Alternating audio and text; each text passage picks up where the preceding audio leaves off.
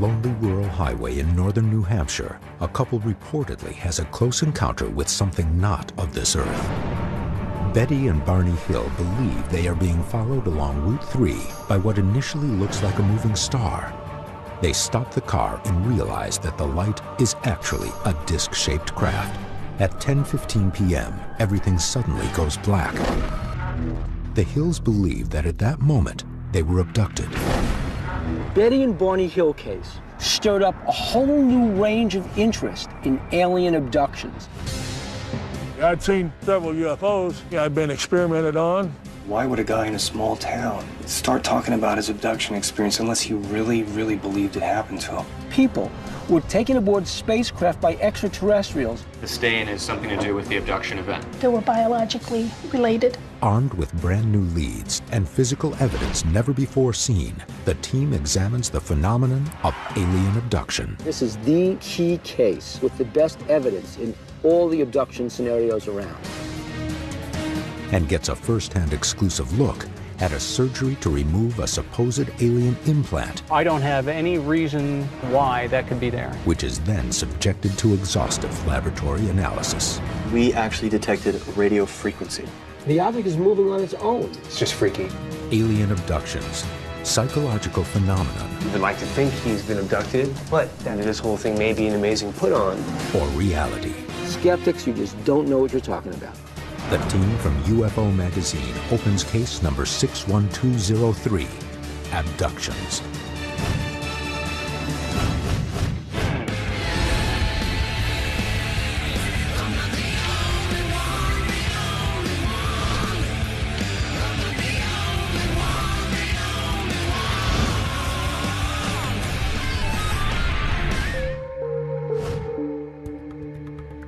Why is it that people think of that image whenever they hear the word aliens? You know, the big eyes and the big head.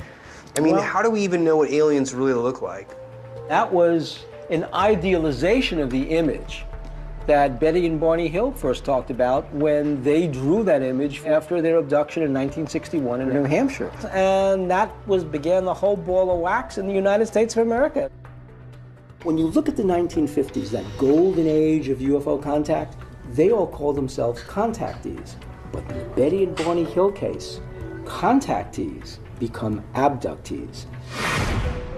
September 19th, 1961. Betty and Barney Hill are returning from a vacation in Canada, driving south on Route 3 near Franconia Notch, New Hampshire.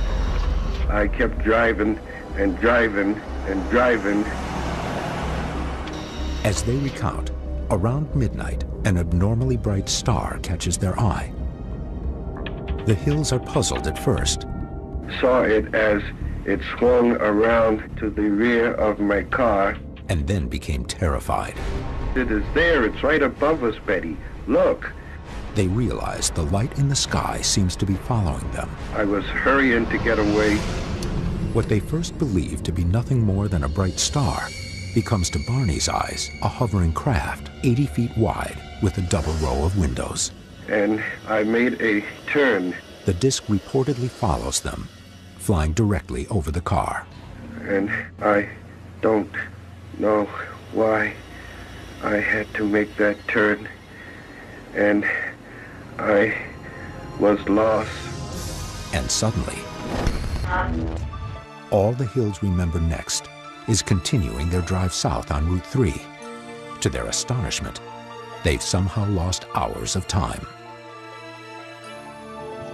Even though they consciously remembered aspects of the entire incident, they didn't remember what happened in the missing time they experienced between the time they saw the spaceship and the time they were in their car driving back to their house.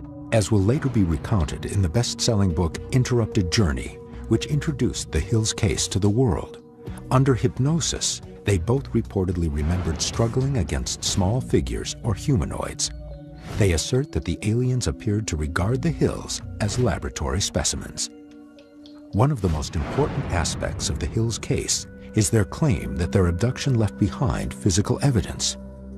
Guys, if you can get up to New Hampshire, we could reopen this case, and if you can get any evidence out of it, I know just the laboratories to analyze it. All of you do your respective jobs. Let's pack our bags and get off to New Hampshire.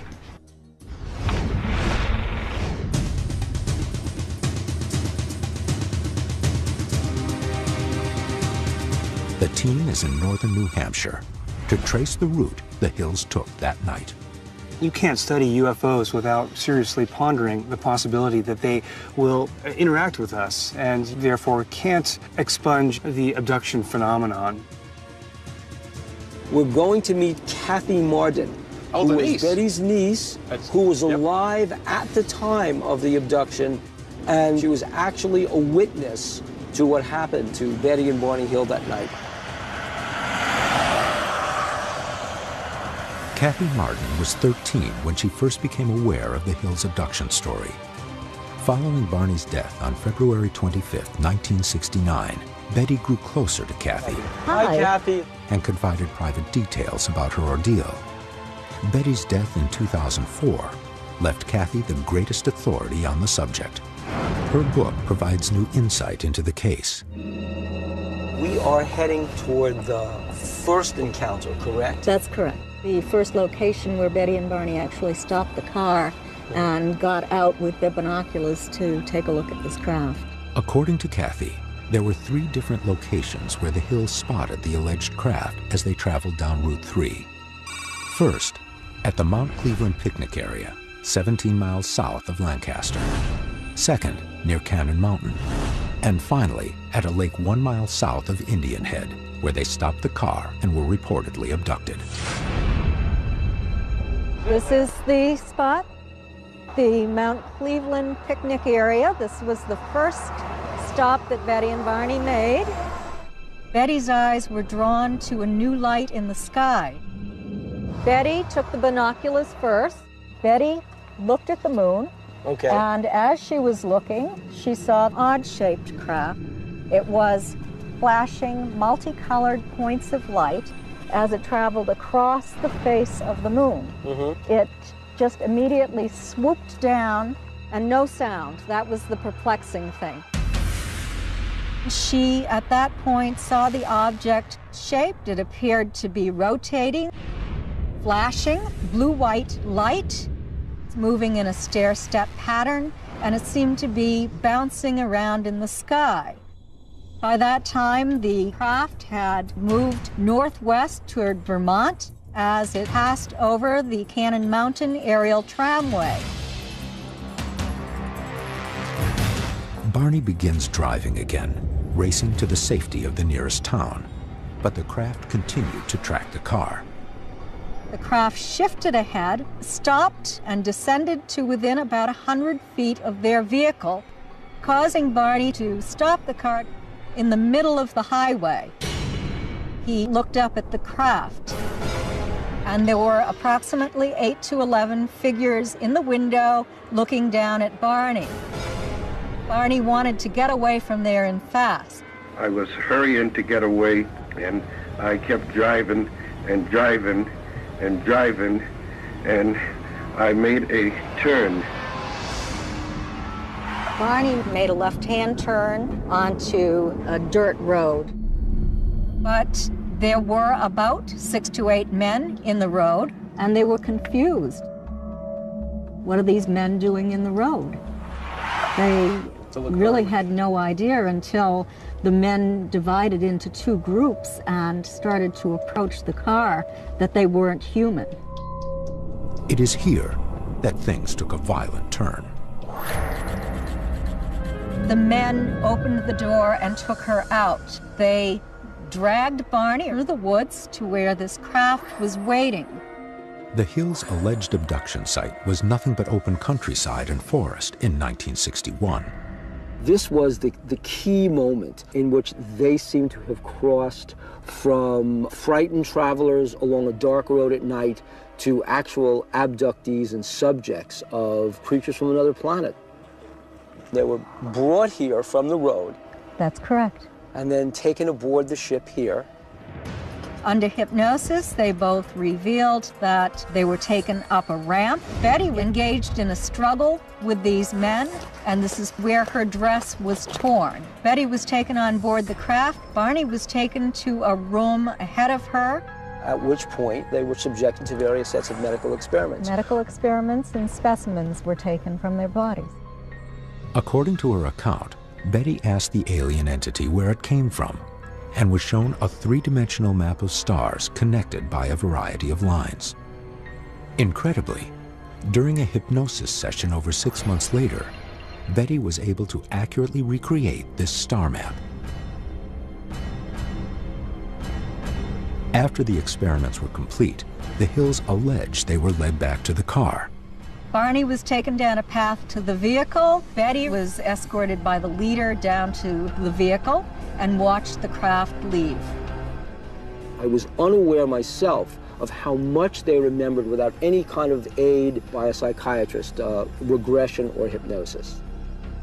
In the early morning hours after the incident, September 20th, 1961, the Hills returned home. They knew something had happened, but they could not account for the 2 missing hours. Later that day, Betty noticed something unusual on the dress she wore the previous night. An unknown pink powder coated the dress, even though she had no memory yet of being abducted and no recollection of coming in contact with the pink powder. Something compelled her to hang the dress in the closet without having it cleaned.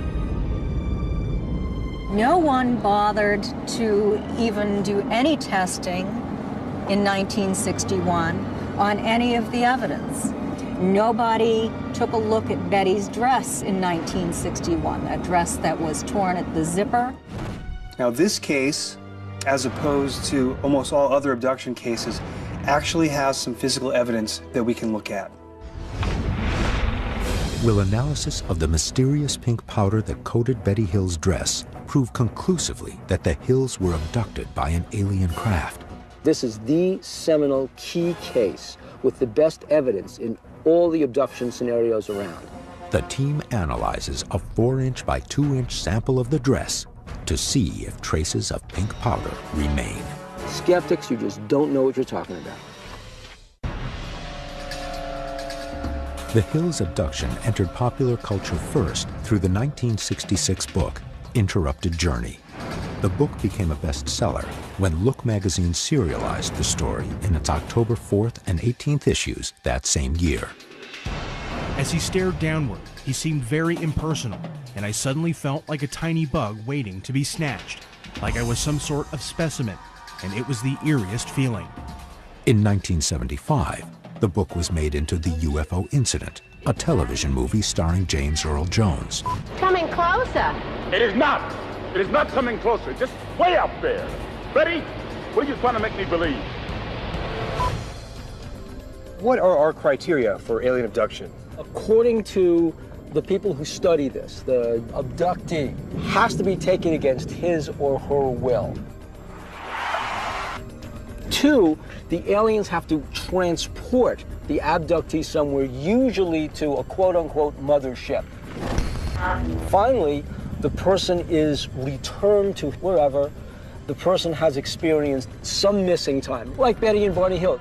To me, the problem is you get various people making these claims that they've been abducted, and the media tends to pick up on these things. And then it publishes this, which sort of propagates the myth of what the little green men should look like and what the saucers should look like. People read that, and people have their own experiences, and they tend to fit it to that, and it seems to be kind of a vicious cycle that propagates the myth. Although thousands of UFO abductions have been reported, the vast majority of cases have been dismissed as bogus. But the Betty and Barney Hill case has, to this day, remained an open mystery. According to the team, there is something quite different about this case. Real physical evidence was left behind. There were highly polished spots on the trunk of the vehicle. There were large, shiny spots on the trunk of the car. About the size of silver dollars. Fortunately, we also had a neighbor who was a physicist, and he recommended that Betty take a compass out around the car to see how the needle of the compass would react. Just got the compass anywhere near them. The compass kept just spinning around and around and around. You would place the compass anywhere other than on the spots, it would just flop down. Betty Hill's story is that there was some sort of physical scuffle during the course of the episode. So then you ask the question, well, what does the dress look like? The dress is physically damaged. The zipper is torn off. Some of the fabric is actually dislocated. There are contaminants on the fabric, stains all over. If extraterrestrials left something on her fabric, would that still show up? It's been 40 years, so there will be a certain amount of deterioration or decay of any samples that are on there. The substance involved is a powdery pink substance on Betty's dress. What could it be? Is it an actual substance excreted by an alien, or was it something that was on the ship that she rubbed against? Could be proteins or enzymes. And how would you know if something is extraterrestrial? We're just looking for anomalies. Betty Hill's niece has agreed to turn over 2 samples of the dress to the team for testing, a control sample and a contaminated sample. Dr. Ted Ackworth brings the samples to Phyllis Budinger, a highly respected chemical analyst with decades of experience with British Petroleum. She analyzes the dress, looking for any trace of the mysterious pink powder and any other anomalies in the fabric. What do we have here? A clipping from the left sleeve of Betty's dress, and this is the control. It retains the original color of the dress. The hypothesis is that the stain is something to do with the abduction event. Yes, the dress material was stained. There's very, very little of this material on the control sample. So this tells me that whatever's on there came from an external source. It absolutely did not come from Betty. Potentially having some sort of residual material or... It might be. First, she looked at it under a microscope to get a high magnification view of it. You're going to see that compared to the control, the stain swab has a less ordered weave, and there's more spaces between the knit rows. Mm-hmm. Yeah, I see the greater spacing between the knit rows. Yeah, on and the contaminated if you look closely, it's been disturbed. Through microscopic analysis, Phyllis has detected areas of unusual strain and distress in the fabric of Betty's dress. The fabric clearly is mechanically dislocated compared to the control sample. Everything that I see is consistent with an explanation of there being a physical struggle between the wearer of the dress and someone else. Could this be evidence of Betty Hill's claim that she struggled against the alleged abductors in her attempt to escape? Why don't we move on to the spectroscopic analysis? That sounded pretty interesting too. Infrared is a very, very powerful technique. It's used for molecular structure identification. Right. Each infrared spectrum of a molecule is unique. In spectrum analysis, a beam of infrared light goes through each molecule and produces a unique wavelength that acts like a chemical fingerprint. To get an accurate identification of the dress's contaminants, Phyllis extracts some of the unknown residue from the sample. And these are the results, and what it does is enhances the bands. It looks like there are at least 2 kinds of contaminants on the fabric. One is a protein-based material, the other is a fat material. Both are common, you find them everywhere. So we found that the dress is contaminated, and those contaminants are common. We got a better sense of exactly what the contaminant was on the fabric. I can't tell whether they were human or not, but they were biologically probably related. The physical evidence is consistent with the story, but it does not say that that something or someone else was an alien or a human or anything else. So it's inconclusive.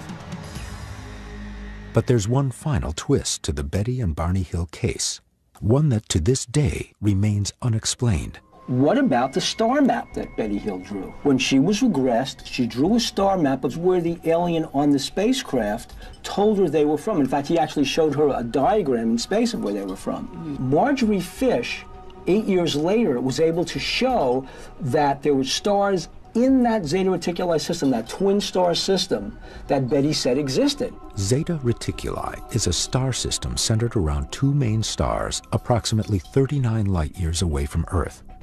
Astronomers did not map this system until 1972. While Betty Hill's star map from the late 60s closely matched the newly mapped star cluster, Betty's diagram showed 3 stars too many. The map didn't even match.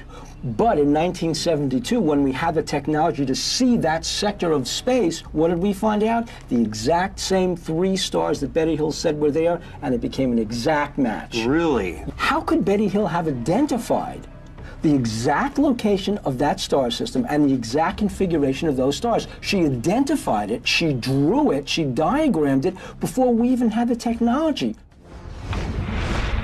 Since Betty Hill reported being abducted and subjected to an invasive medical examination, thousands more have reported undergoing the same ordeal.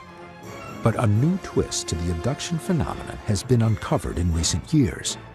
Abductees around the world have been discovering alien devices implanted in their bodies. This may be actual video of an alien implant inside a human body. The object is moving on its own. It's just freaky. Disturbing and invasive medical procedures have always been associated with reports of alien abduction. But in recent years, dozens of abductees have come forward with something else. They have told UFO researchers that their abduction memories have been followed by the discovery of unknown objects embedded in their flesh. The team interviews Tim Cullen of Yuma, Colorado. Colorado has long been a hotbed of UFO activity, according to researchers. On August 27, 1995, 21 witnesses in 13 locations around central Colorado reportedly see a massive cigar-shaped object performing incredible maneuvers. These sightings continue over the next 48 hours, making it one of the most important mass sightings in recent U.S. history. One witness actually captured this object on tape. Thank you.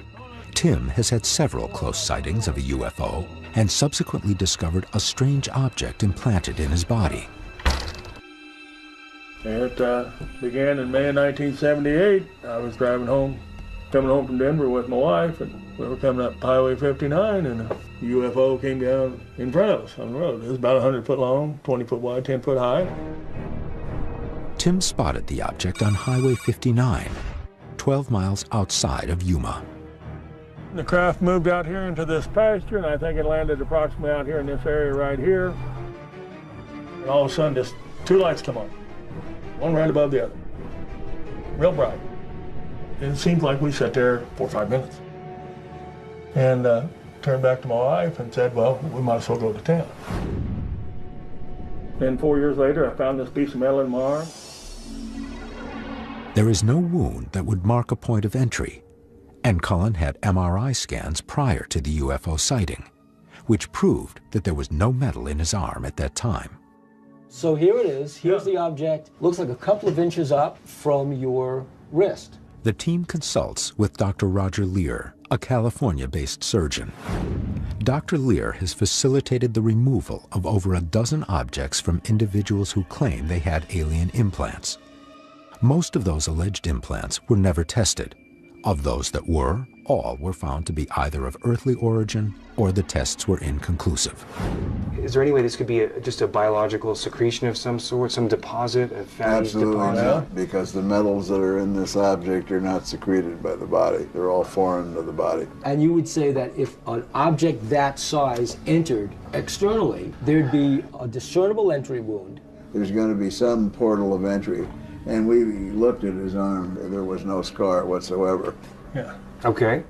Well, what I think is I'm getting a professional opinion of a medical doctor who's telling me that this is an anomalous object and that he's had 3 labs look at it, and all 3 of the labs said that this is a very unusual object. My main concern is that this is just a piece of metal that somehow got into into Tim's body. Further, the object triggered no rejection or inflammatory reaction in Tim's body. In fact, upon removal, it was discovered that Tim's body had surrounded the implant with a large bundle of nerves, a highly anomalous reaction in response to the presence of foreign material. So you say there was tissue around this thing. Can we see the video? Sure. The object also displayed abnormal behaviors during its surgical removal. The entire event was caught on tape. This is the video of the operation? Look at the size of that pad, you see? Object, Yeah, there it is. here it Now is. look how it's moving away. See, there's your proof. Pat, you see that? The object is moving on its own. The tool isn't pushing look at it. It's moving inside Tim's arm. I can't be 100% convinced until we get a super close-up of this thing and there's just something completely bizarre in there that will blow me away and make me say, you know, this is an alien object. You don't know what it is, so we'll see. So you can see it moving around on the screen. I'm not actually. Now I paused it. You see, it's not actually touching it, right? It's away. So let's play it again. Okay. You see that it jumped again? It jumped again. It's jumping. Look how it's moving away. Hey, are you rolling now? Look. That's interesting. Look but at that. he's trying to. Well, that's pretty bizarre. It's moving on its own. What's making it move? It certainly isn't being touched by the hemostat. It's certainly being touched by anything else. There's no fluid there. You can't see anything fluid in the arm. It's simply moving through the tissue under its own power. I mean, I don't know what to think. I don't know what to think. If it's not fluid, then this thing is moving around by itself. Then I don't know what to think. It's just freaky. While the team finds Tim Cullen's evidence to be remarkable, there are even more recent and troubling cases of implants left behind after possible alien abductions. December 11th, 2007. A 49-year-old Pennsylvania man, Jeff Harvey, contacts the team. You know what? Let's get back to the office. In 2001, he became seriously ill with what was diagnosed as heavy metal poisoning. The cause of the poisoning was never determined. At the same time, he discovered something strange buried in his upper thigh. When did you first realize you had an object or something inside you? But what happened was I started losing a lot of weight. I used to weigh 220 pounds. I weigh 140 pounds now. So I was losing tons of weight. I became extremely ill. If this is related to that, I want it out, A, and B, I want this thing analyzed 8 ways to Sunday to find out what the answer is. Well, what makes you think that this is UFO related? It's one of the possibilities I'm researching.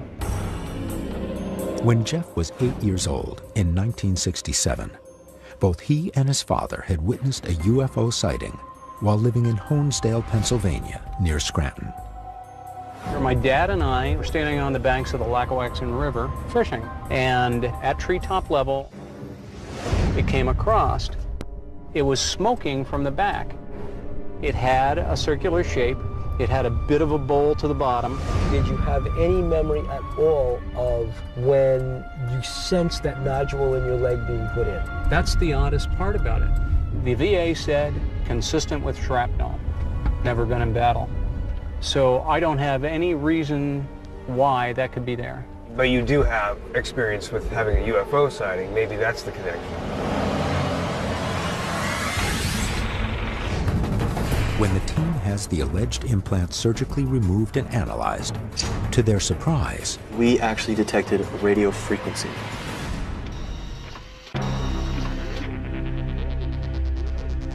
the team takes Jeff to Dr. Lear's medical examination room in Thousand Oaks, California, for pre-surgery testing on the alleged alien implant. Look for some radioactivity, electromagnetic fields, and things of that nature. So come on right on in. Very good. Jeff Harvey noticed a foreign magnetic object in his leg 4 years ago. When I noticed it, I thought, I'd really like to find out what the heck this is. So I talked to the doctors down at the VA. They said, oh, fatty cyst, don't worry about it, no big deal. And then for some reason, one day I thought, you know what? I wonder if it's metal. So I stuck a magnet on it, and it pulled right up out of the skin, and I said, all right, hold on. There's no fatty cyst that's magnetic. Jeff, come on in. Only after the object has been surgically removed can the team determine scientifically what this object is and its origin. That's the main bone, and then here is your object. The unknown object feels like a small pellet, slightly bigger than a BB, buried 3 to 4 millimeters under the skin of Jeff's upper right thigh. Size-wise, this is something very similar to what we have seen before. Jeff says he has no idea how the object entered his leg. He remembers no incident that might have somehow allowed metal to become lodged in his body. There is no scar anywhere near the implant. Are the other ones you've removed as close to the skin as this one? No, they're usually closer to the bone. Initially, it could have been deep and then it come worked its way superficially. Before we go into surgery to remove the implant, we need to determine what this object really is. We need to do a few series of tests of magnetism and radio frequency. This is a 250-pound magnet, and with that we have quite a bit of magnetic force here. If this object will react to a magnetic field, it should pull it closer to the skin. Is this the spot here, Jeff? Right there. Right here, okay. Yeah, it does stand out a little bit. See the skin? Yeah, I can. See, it's pulling out in just a small circular area, is that right? Right. How far out would you say that it's pulling out? A good 1/8 of an inch. Good 1/8 of an inch. Now we're going to be testing for radioactivity, electromagnetic fields, and radio frequencies next. Before we permanently remove this implant, we need to see if there's anything detectable going on. We do know that it's magnetic. Maybe it's giving off a radioactivity, maybe it's giving off a radio signal. We need to determine if it's just a piece of metal or it has some greater purpose. This instrument is called a Gauss meter, and it's for the detection of electromagnetic fields. Let's see what happens. Okay. That noise is a very strong electromagnetic field. Let's get a reading of 10 milligauss, which is extremely strong. It's highly unusual for a tiny speck of metal to give off such a strong signal, unless it's connected to a power source. I wasn't that curious up until just now when you got a reading on output. Now the next instrument we use is a radio frequency detector. We have two ranges here that we can change from. One is the gigahertz range and the other is the megahertz range. Dr. Lear is sweeping a wide range of possible radio frequencies, from the bottom of the megahertz range and continuing upward to the top of the gigahertz range.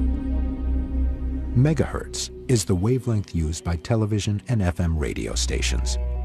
Gigahertz is much higher, used for microwave ovens and cell phones, among other applications. It is emitting a radio frequency.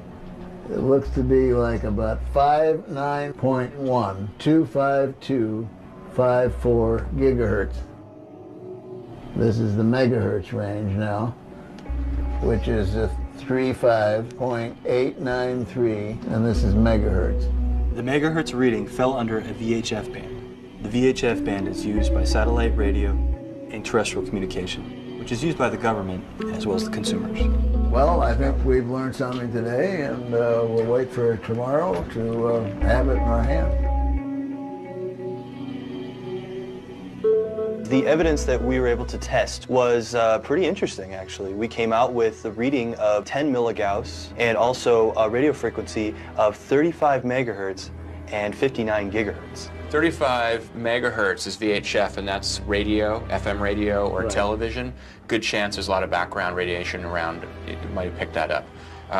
But the other one, 59 gigahertz. 59 gigahertz. That's extremely high frequency. Those are the radio frequencies that radio astronomers use to detect radio frequencies coming in from outer space. Why would an object under someone's skin be generating that kind of frequency?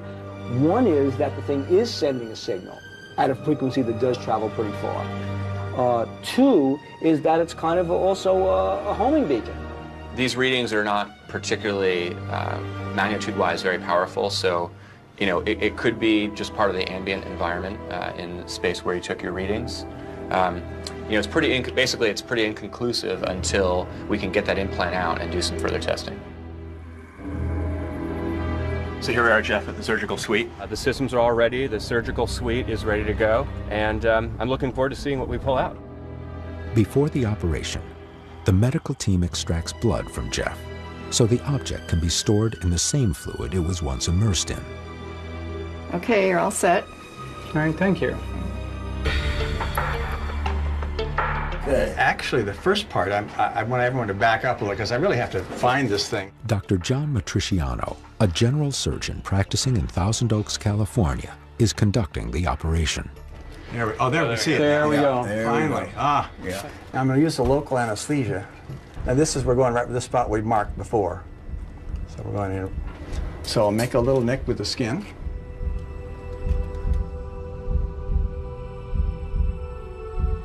So I can't feel this, so I am going to rely a little bit on the X-ray.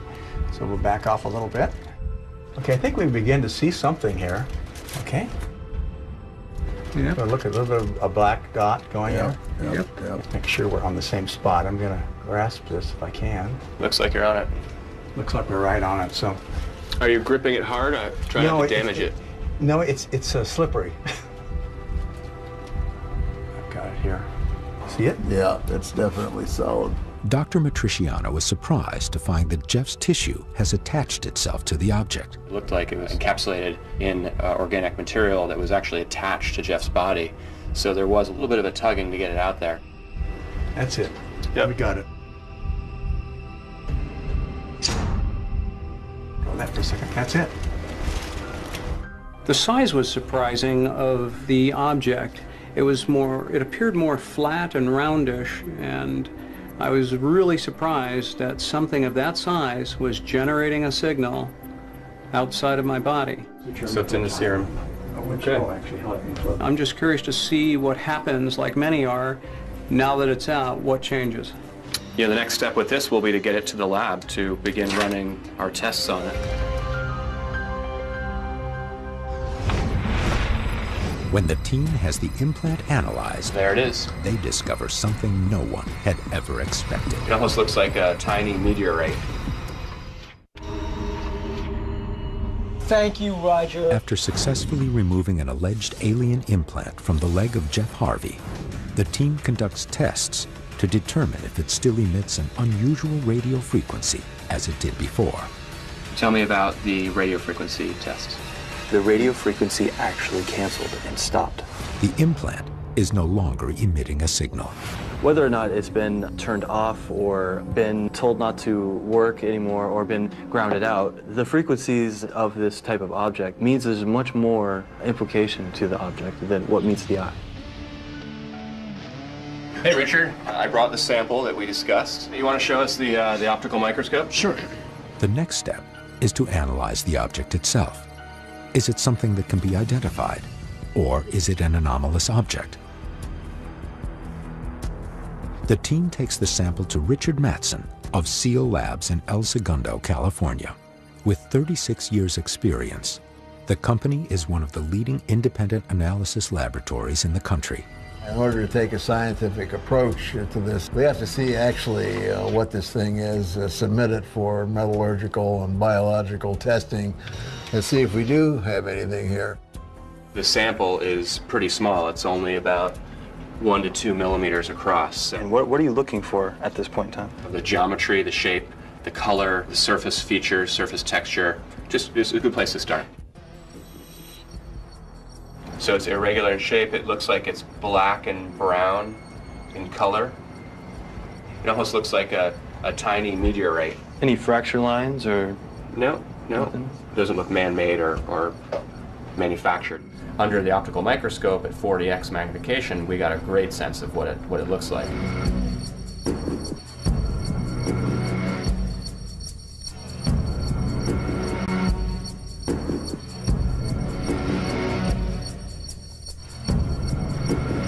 The object has two distinct areas, a light inner layer and a dark outer shell. I do look at the outside surface, and it did appear to be blackened or charred, if you want to say. You could be looking at rust. Yeah, it's true. Oxidation. Yeah. But a closer look reveals a third area, an unusual protrusion on the object. It appears to be something that's dried, gel-like. That we're calling the fin, because it kind of looks like a fin coming off the side. And I'm very curious to know, what's this made of? So this is a scanning electron microscope. Right here we have an electron source, which shoots electrons down vertically at the sample. We can scan the sample in X and Y. We can get X-ray diffraction, which will give us the information about the elements that are in the sample. It's a nice piece of equipment. Yeah, it is. There it is. Can we get the X-ray off of this sort of fin-like material? Sure. I think we see here that it's not actually a material that's protruding from within the sample. It's actually something attached The spectra of that material, it's organic. So for some reason here, we've got a piece of the human body that's attached itself to the exterior surface of the sample. So this is really interesting because the human body has two kinds of reactions to a foreign object. One was the more extreme case where it would encapsulate it in pus and transport it out. And the second one was where it would just encase it and have a minor inflammatory reaction. It seems here that some material from the human body has actually attached itself to the sample, which to me doesn't seem like either of those cases that Dr. Laird described. Usually it would reject it, but in this case it's actually embracing it. Yeah, it's attached itself. Very interesting. Does it look like it's attached to the sample in any unusual way? To me, it doesn't. The team continues to analyze the object for other anomalies. We're getting a good sense here of what the elements are within this edge. I see iron, oxygen, and carbon, and then sulfur. As you can see, the highest peak is carbon. The carbon and the oxygen he thought were contaminants. All of these would be found in body fluids, for example. But if we remove those, we're left with iron. So it looks like it's probably iron. Right. So we've just panned over to a third area of the sample, right? Where we thought it had that black coloration. There are our peaks. Wow. They're coming up very similar. So the phosphorus is, there's more phosphorus in this area. For now, I'm really not seeing anything too unusual. Basically, we have a small piece, about 1 to 2 millimeters in diameter, made of iron. In fact, it is medically possible for foreign objects to migrate inside the body and emerge at points far from where they entered, sometimes years later. My job as a scientist is just to look at the data and see if there's anything unusual, and in this case, there really isn't anything yet that has surprised us. My job is to rain on their parade, and I'm afraid I'm going to have to do that again. Ted believes this implant is an iron pellet and that its emergence is a natural occurrence. We could debate this case all night long and debate this case forever if we want to, but the fact is, it was a traumatic event in his life. You took it to the lab, you ran your tests, and we found out that at least one test was very, very strange, that there was actual human tissue, protein, growing from within a fracture in the object itself. You know, I know it was pretty exciting to have an opportunity to surgically remove what we thought might be some sort of foreign object or alien implant. As far as I can tell, after all of our scientific tests of it, it just looks like simply a small fragment of oxidized iron. What about the tissue growing out of the metal? We just don't have that technology here on Earth, so therefore I say this is beyond our technology. It's quite possibly alien. We've taken technology and applied it to ufology. Rarely is that done in this field. The debunker will always say to you, you haven't proven the existence of a UFO, as if you've got to produce the UFO on the table for it to be true. But on the other hand, the ufologist will say, well, you haven't disproven the UFO. Show me something that says this is anything but a UFO. And you know what? We have not found one thing to disprove that there's an extraterrestrial presence affecting us on planet Earth, interfering with our lives, and traveling through our skies. What began on a lonely New Hampshire highway in 1961, a couple allegedly chased down and abducted by aliens, continues to this day. Hundreds of news stories of alien abduction are reported every year, but the full accounts of what happens during these abductions may never be fully known. Are we really being watched by beings not of this world? Is it possible that other beings are leaving behind evidence of their visits to our planet? Or do these disturbing stories come not from the darkness of outer space, but from the dark corners of our own imagination? In this documentary, you will see miraculous UFO footage that has been authenticated by Top UFO. The documentary featured an extensive summary of the footage, the canisters containing the footage, an expert analysis from the likes of Stanton Friedman. One film expert noted in the documentary that the footage came in an old Soviet canister that had information labeled on it that was consistent with info written directly on the film reel. The numbers on the film's header matched the canisters they came. The header of the film had the crest of the KGB on it, and the term for top secret is shown in the first few seconds of this footage and image to the right. Having real-looking alien footage is one thing, but including the original film real canisters means you are extremely close to proving 100% authenticity. This is something that has traditionally lacked in other more popular alien videos such as the widely known Alien Autopsy or the Alien Interview videos. Several KGB documents. In the documentary, several KGB documents are produced to prove the film is authentic, along with credible testimony from a former Soviet KGB operative who claims to know about the event.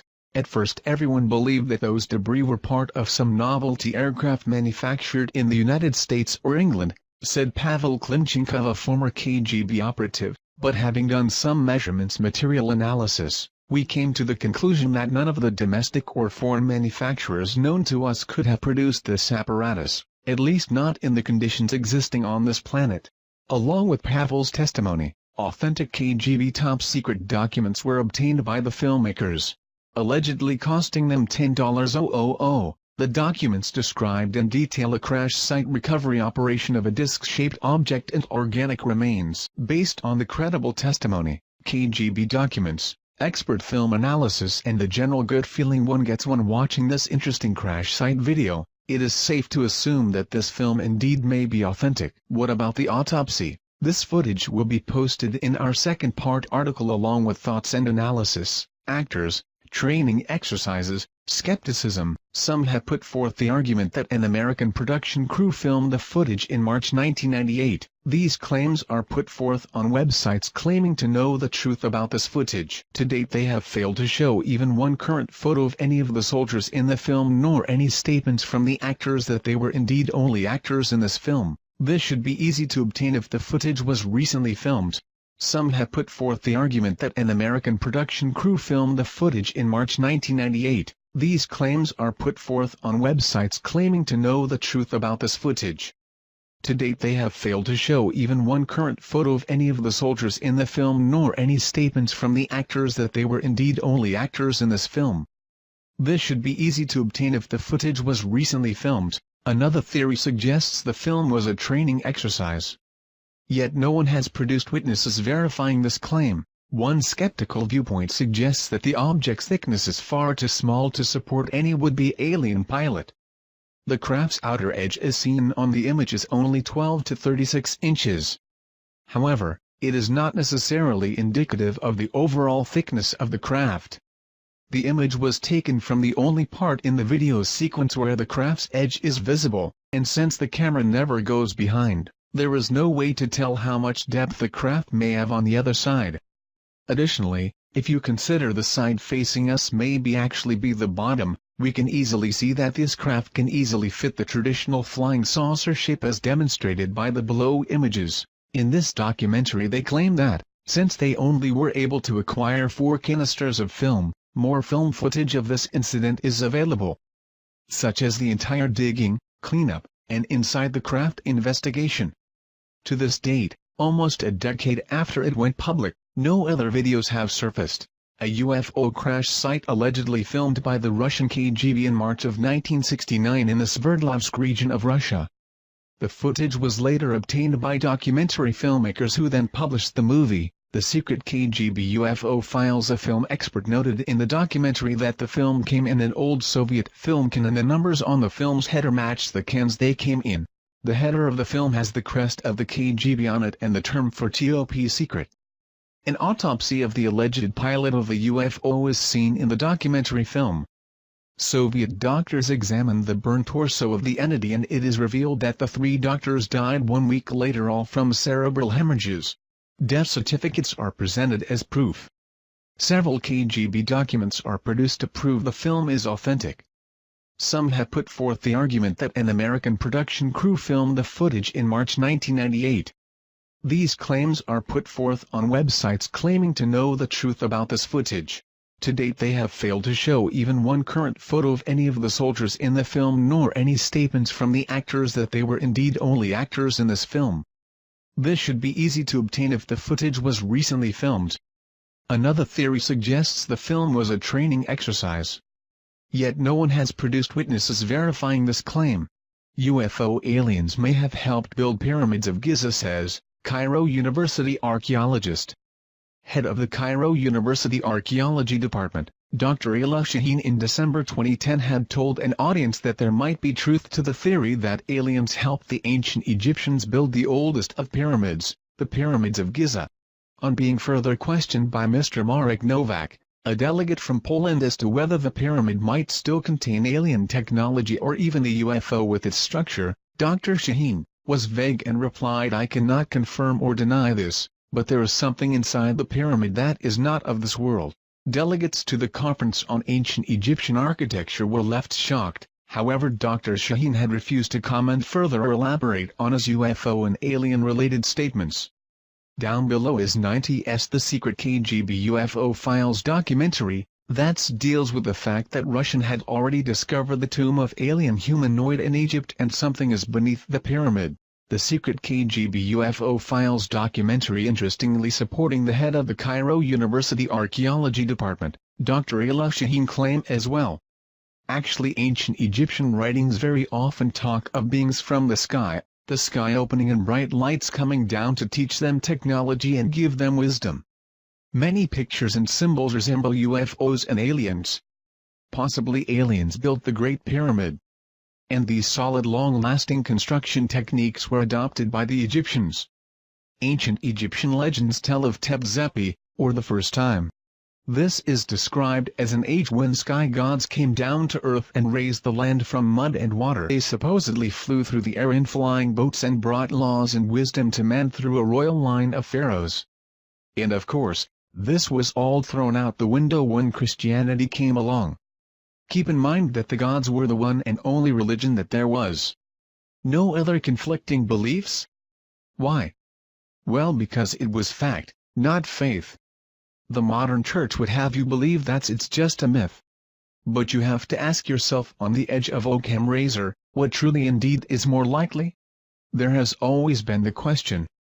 How did the Egyptians feed and care for the 100,000 slaves that it would have taken to build the ancient structures like that of the pyramids in Egypt?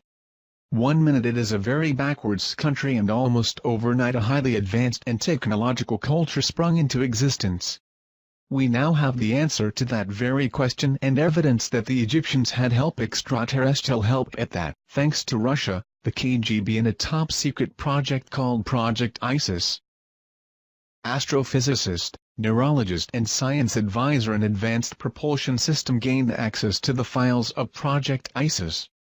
This was a top-secret project brought about by KGB concerning the discovery of the tomb of the visitor in 1961. Up until Sci-Fi purchased this exclusive footage from an agent of the Russian mafia, it had never been seen outside the top-secret facilities of the KGB. Sci-Fi showed it one time on television, and as it stands today, no evidence of this film or the project is available. Except what we have copies of here given to us by a client that had taped the original show. This video is a powerful documentary with actual footage filmed by the KGB and verified by specialists in the field. Authentic film footage. If we can somehow bring attention back on Project ISIS and prove it out, it will change the history of the beginning of the civilization of man. During the Cold War, Nikita Khrushchev was determined to show the world that communism was superior over the democracy. As he realized that it would be too costly to compete with the US in the space race, Khrushchev chose to go the other route. Having over 300,000 agents in the secret police and espionage organizations, he focused most of this resource on alternative science, such as paranormal phenomena, psychotrometic weapons, biogenerators and mind-altering machines. 1920s, during the Stalinist regime, a dark room was created where the KGB conducted psychotronic weapons research on prisoners sentenced to die and political dissidents. After 1936, these files were transferred to the secret archives of the KGB, continuing on with their paranormal research. Khrushchev achieved great success with his biogenerators and machines to alter human minds, which worried, naturally, the United States, knowing that the Soviet Union was there to conquer and overthrow. Russia, being that its borders surrounded the largest landmass of the world, had the largest amount of UFO sightings. If they could capture one of these flying objects and reverse engineer it, they could have the greatest advanced aeronautical designs. They got lucky in January 1986 when a spacecraft crashed in Dalgorsk but remained intact. The craft was back-engineered and the process was quite successful. But to achieve the most superior advancement in global domination, they went in search for something that was only a rumor or legend. The Chamber of Knowledge in Egypt. If the legends were true, storehouse of knowledge left behind by ancient visitors from outer space was concealed in the Great Pyramid. A team of archaeologists were composed of Egyptologists from the Russian Soviet Academy of Science, was sent to Egypt. The fearing that the CIA would learn of this expedition, the Kremlin operated with complete secrecy. By the late 1950s, Egypt accounted for 43% of all the Soviet aid for Third World nations. When they started the ISIS project, the Soviet military personnel in Egypt was estimated over 20,000. The heavy military presence was used to disguise the efforts of the mission scientists headquartered in Cairo. They would operate under the guise of Arab peasants or Russian officers. To speed things up, in 1959 the KGB recruited professional informationalists to wiretap Egyptian officials. This paid off in July 24, 1960, when a conversation was recorded that would then change myth into reality. The official had been given a call that two Bedouin had stumbled upon the tomb of the visitor. The Bedouin were in the hospital and kept repeating, "The visitor God." At this moment in time, Project ISIS became top priority and all efforts were made to immediately follow up by having the Bedouin show them where they had found this tomb. SEIFI was able to purchase several documents and film footage as to the KGB documentations of their findings. Taken out of Egypt and brought to the secret facility of the KGB was this memo to high-ranking KGB official. My agents had secured the notes of one of the scientists working on the tomb of the visitor findings. Another was the inventory of contents taken from the tomb as follows. Location of finding. Undisclosed, 15 crates of relics, 1 partially mummified body, 1 stone sarcophagus, 8 hieroglyphic samples. Old report from a project scientist that was one of the first to enter the tomb. During the inspection of the wall segment, we noted that a strange magnet-repulsive force seemed to be emanating from the rock. We were unable to find any scientific explanation. Cryptologist report. Partial decoded message on tomb wall indicating a prophecy of the return of the winged gods. The Kremlin took the cryptologist report very seriously. KGB was ordered to determine target locations: planets, stars, galaxies. They had to duplicate the stars as they would have been over Giza thousands of years ago. They finally found it, in the stars and constellation of Orion during the year 10,500 BC. Although it was possible that the builders could have been working off plans of a time before the pyramids was constructed, this was proven not to be the case. Metal and synthetic materials of tomb were determined to be of unknown origin, and the tomb was carbon dated, giving it a dating of 10,500 BC, meaning the pyramid had to have been made at 10,500 BC. Skins of film were purchased by SEIFI through the Russian mafia agent, which originally came from the maximum security archives of the KGB. These skins contain film of KGB filming the process of the tomb and sarcophagus being opened. Sci-Fi had this film analyzed before purchasing by experts in this field. Finding no evidence of fraud, SEIFI purchased cans of film. The documentary is in black and white, showing soldiers entering the tomb without gas masks. As they opened the sarcophagus, you can see toxic fumes escaping and the reaction of the soldiers as they were being affected. It also shows the mummy contained inside. The film shows the soldiers leaving the tomb fast, and then a chemical warfare specialist team comes in with protective clothing. There is talk from one that was there in the tomb, that the energy inside, during the first days of exploration, was very high. They also had a team of psychics go in and do some special readings of the tomb. It later goes on to show the KGB and Bedouin loading trucks with crates to be shipped back to Russia. According to KGB documents, researchers began to wonder if the pyramid was designed for one particular purpose. They thought it was possibly a machine, being that it was designed like a three-dimensional triangular depiction of a hemisphere.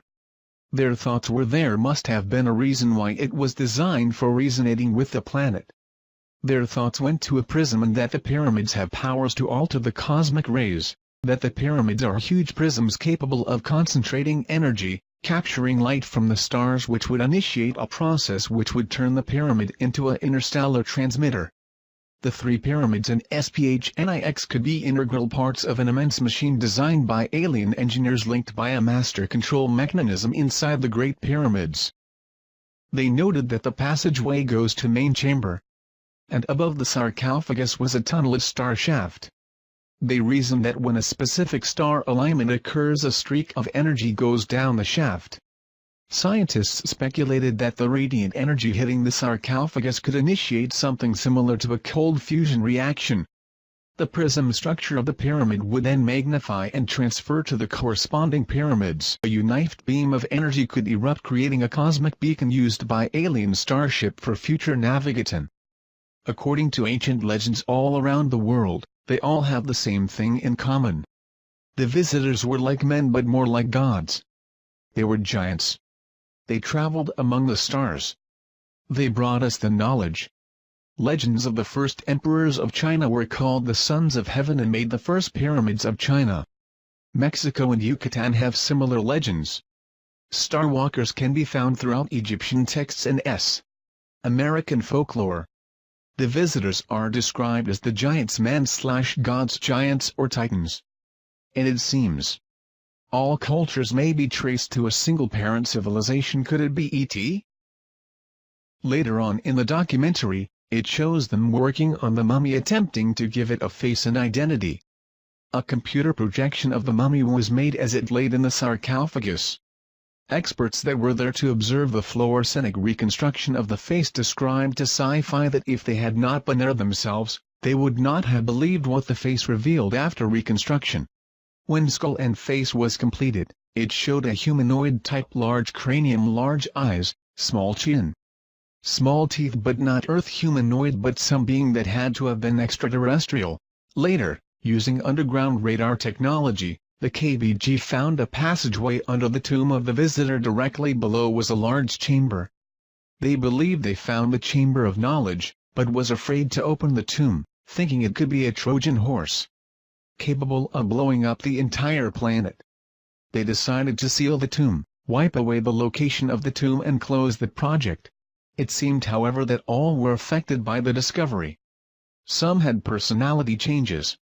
Some disappeared entirely, others committed suicide, and others no longer could support their old religious beliefs.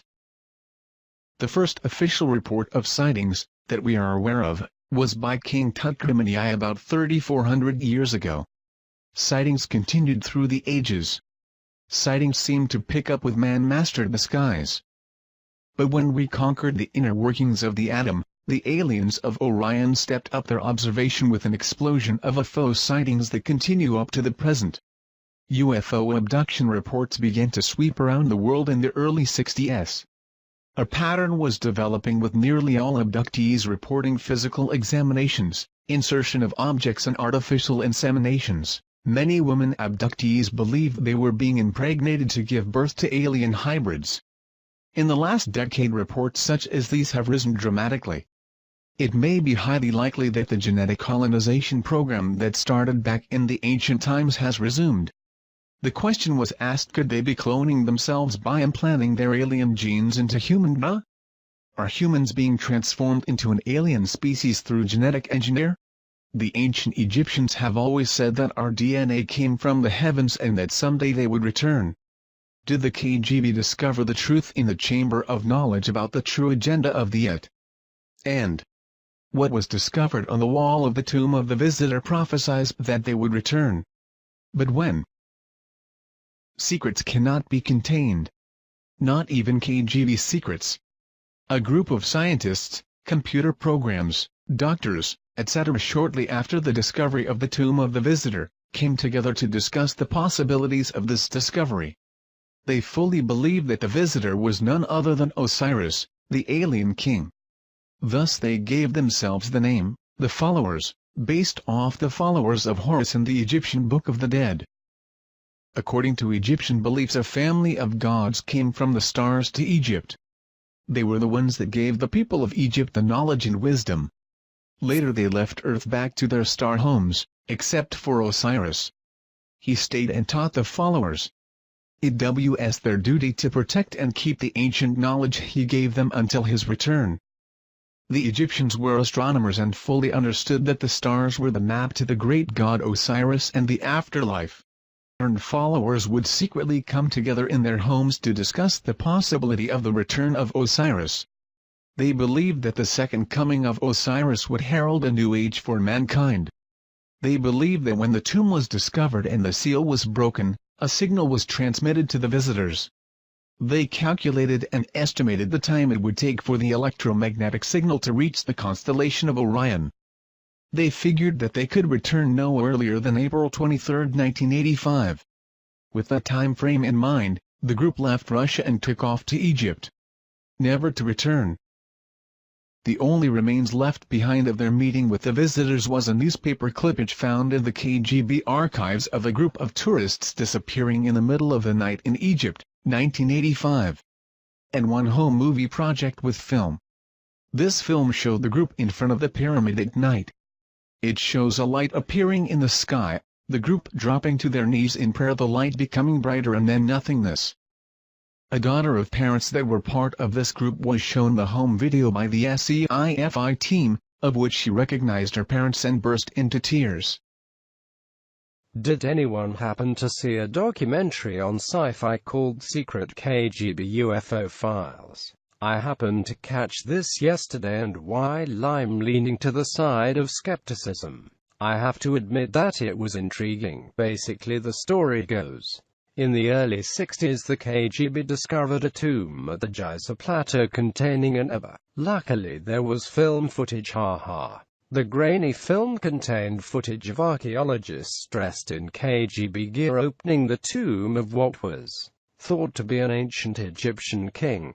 When they do, toxic smoke overcomes one of them and the other two run out. It is later learned that the body isn't human. The footage looked as if it had been produced to look old. Also included were shots of psychics levitating in the tomb. One thing that caught my attention is the archaeologist that was supposed to have been claimed by the toxic smoke was later helping move crates of evidence down some stairs. Despite the curious film footage, the documentary was very interesting and had me glued from the jump. For decades, American agencies have stockpiled information on UFOs. So did their counterparts behind the Iron Curtain. Soldiers, scientists and spies all paint a disturbing picture of the KGB's secret campaign. Is this the stunning proof that the Soviets recovered something not from this earth? When US researchers began looking into just how much the Soviet government knew about UFOs and extraterrestrial visitation, they were not surprised to learn that the Russians took the subject very seriously. What they didn't expect was evidence of ancient alien visitation, paranormal properties associated with related artifacts, and most shocking of all, of a mass abduction in 1985, among the piles of materials obtained from former Soviet spies. Some extremely puzzling and disturbing documents and film footage surfaced confirming rumors, which had been circulating for decades. In the late 1950s and 60s, the Russians became very interested in a number of unusual and newly discovered archaeological sites in Egypt by interpreting ancient symbols. One of those sites was believed to contain the remains of a life form not from Earth. Startling top-secret film footage, never before seen outside the Kremlin, confirms the Soviet mission to recover and analyze these remains. Join host Roger Moore in an exclusive investigation into one of the most compelling events of our time.